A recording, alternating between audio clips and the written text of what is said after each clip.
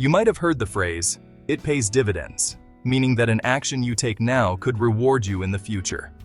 In the world of finance and stocks, this phrase has a literal meaning.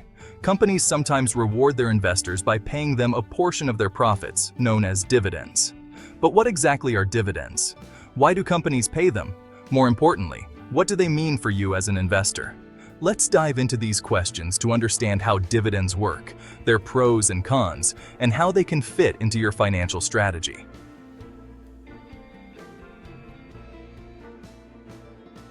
What are dividends? Dividends are essentially payments made by companies to their shareholders. When a company earns profits, it has two main choices. First, it can reinvest those profits to help the company grow. Think of new products, expansion, or improving operations. Second, it can share a portion of those profits with the people who own shares in the company. This is what we call dividends. For investors, dividends are like a bonus or reward for holding onto the company's stock. When you invest in a company by buying shares of stock, you become a partial owner of that business, and as a shareholder, you are entitled to a part of the company's success in the form of dividends. These payments are typically made in cash, but can also be given as additional shares of stock.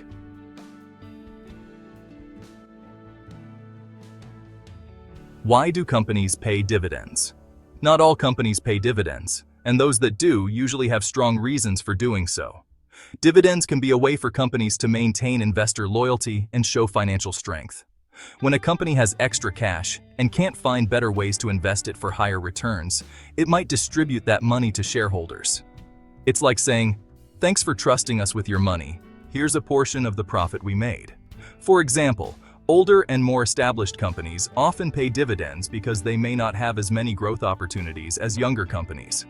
A company like Coca-Cola has already grown into a global giant.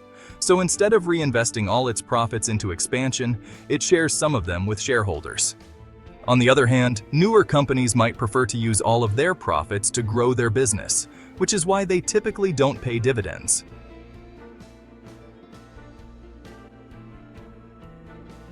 Dividends as a signal of stability. Dividends are not just a way for companies to share profits, they also send a signal to investors. Regular dividends can indicate that a company is financially healthy and stable.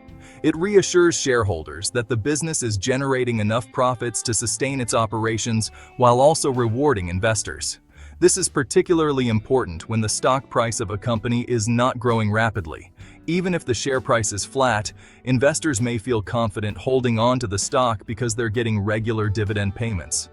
This consistent income can make the stock more attractive, and investors may feel less inclined to sell during tough times in the market. Companies that pay dividends tend to attract long-term investors who value stability and regular income. In contrast, investors looking for faster growth or higher risk opportunities might focus on companies that reinvest all their profits to drive higher stock price growth.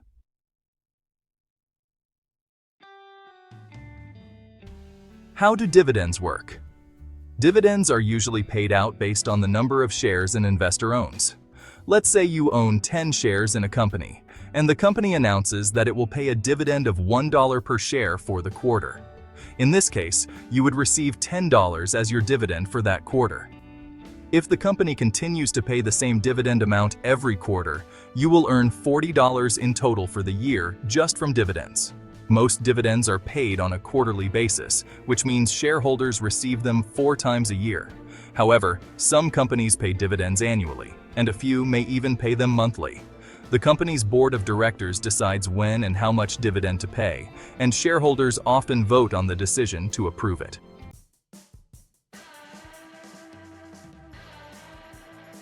Dividend yields. How much will you earn? When looking at dividend-paying stocks, one of the key figures to consider is the dividend yield. The dividend yield is the annual dividend payment divided by the stock's price, expressed as a percentage. For example, if a company's stock is priced at $100 and it pays a $2 annual dividend, its dividend yield would be 2%. While this may not sound like much, dividends can add up over time, especially when you reinvest them. Dividend reinvestment allows you to buy more shares of the stock, which can lead to compound growth.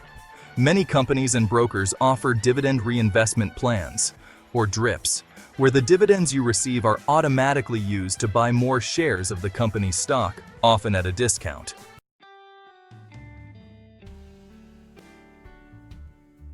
Dividend Reinvestment Plans, or DRIPs. A dividend reinvestment plan, or DRIP, is a convenient way to grow your investment without having to spend extra cash. When you enroll in a DRIP, your dividend payments are automatically used to purchase additional shares of the company's stock. This process happens without any effort on your part, and it's a way to keep growing your investment over time. DRIPs can be especially powerful for long-term investors.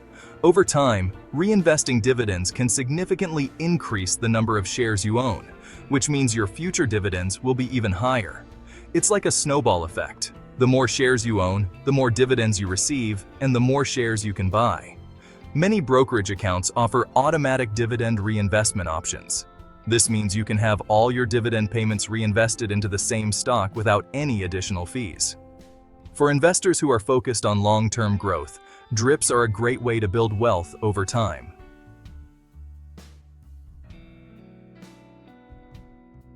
Types of dividends: qualified versus unqualified. There are two main types of dividends: qualified and unqualified. The type of dividend you receive can have tax implications, so it's important to understand the difference. Qualified dividends. These are the most favorable type of dividends for tax purposes. They are taxed at the lower long-term capital gains tax rate, which can be as low as 0%, 15%, or 20%, depending on your income level. To receive this tax treatment, you must meet certain requirements, such as holding the stock for more than 60 days before the ex-dividend date, the cutoff date that determines if you're eligible to receive the dividend. Unqualified dividends, also known as ordinary dividends. These are taxed at your regular income tax rate, which could be higher than the capital gains tax rate. You typically receive unqualified dividends if you sell the stock before meeting the holding period requirement.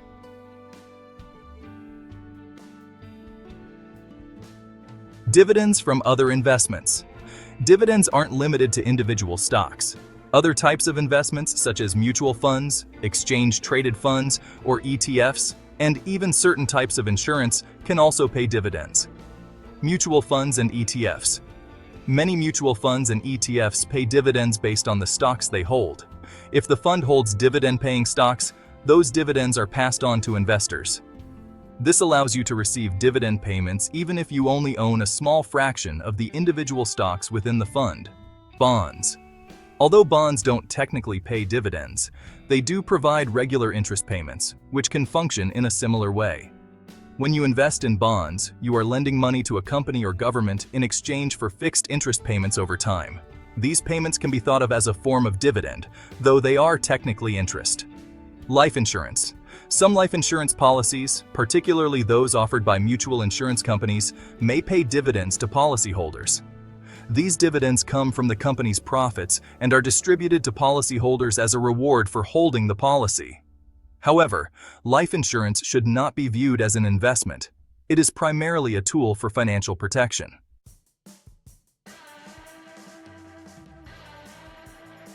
How dividends affect stock prices. Dividends can also impact the stock's price in the market. When a company announces it will pay a dividend, investors often rush to buy the stock before the ex-dividend date to qualify for the payment. This increased demand can cause the stock price to rise. However, after the ex-dividend date passes, the stock price often drops slightly.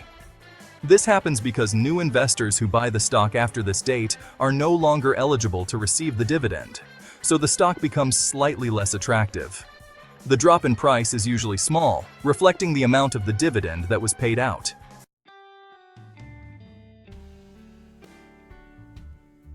Should you invest for dividends? While dividends can be a great source of income, they shouldn't be the sole reason for investing in a stock. Companies that pay dividends are often older, more established firms with slower growth prospects. This means their stock prices may not rise as quickly as those of younger, high-growth companies. That being said, dividend-paying stocks can be an excellent addition to a well-rounded portfolio. They provide a regular income stream, which can be particularly helpful in retirement. Plus, the stability and reliability of dividend payments can make them a safer option for conservative investors. But remember, just because a company pays a high dividend doesn't mean it's a good investment. Sometimes, companies pay high dividends because they don't have better uses for their cash. In some cases, companies may even take on debt to continue paying dividends, which can be a sign of financial trouble.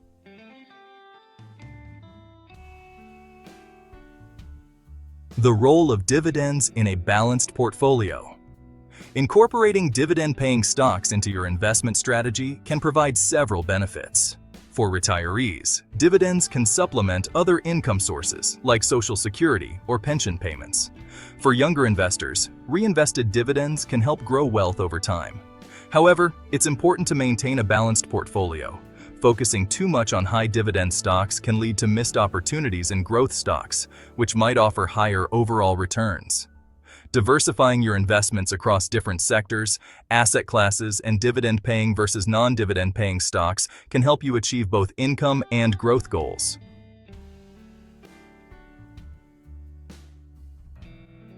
Conclusion: dividends are a powerful tool for investors, offering both income and stability.